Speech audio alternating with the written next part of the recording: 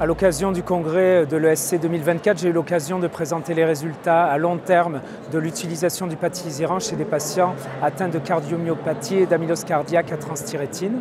Nous n'avons pas de données sur la survie et en fait cette étude a consisté à pooler les données de différentes études qui ont été réalisées avec le patisiran, avec notamment l'étude de phase 2.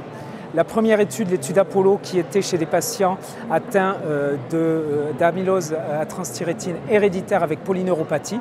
Et donc nous avons recueilli la sous-population de patients ayant une cardiopathie. Et enfin l'étude Apollo B qui s'est concentrée chez les patients ayant une cardiopathie à transthyrétine, mais qui ne présentaient pas de données de survie.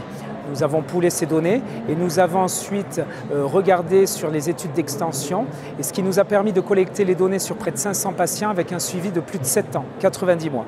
Ce que l'on montre, c'est une diminution de la mortalité de 40% sous patisiran en comparaison au groupe placebo, sachant que les patients du groupe placebo ont ensuite été switchés, ont reçu le traitement par patisiran.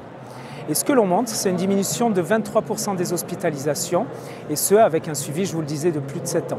Ce qui est assez intéressant, c'est de voir qu'on stabilise les marqueurs cardiaques, le NT-proBNP, et ceux qui se dégradent chez les patients sous placebo. Et une fois qu'ils passent sous patisiran, ces marqueurs se stabilisent.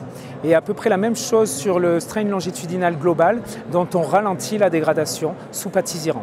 En conclusion, nous apportons ici des données à long terme sur une nouvelle classe thérapeutique que sont les ARN interférents dans le domaine de l'amylose à transthyrétine, puisqu'on connaissait bien les stabilisateurs, mais nous avions que des données à court terme sur ce qu'on appelle les silenceurs qui bloquent la traduction de la protéine.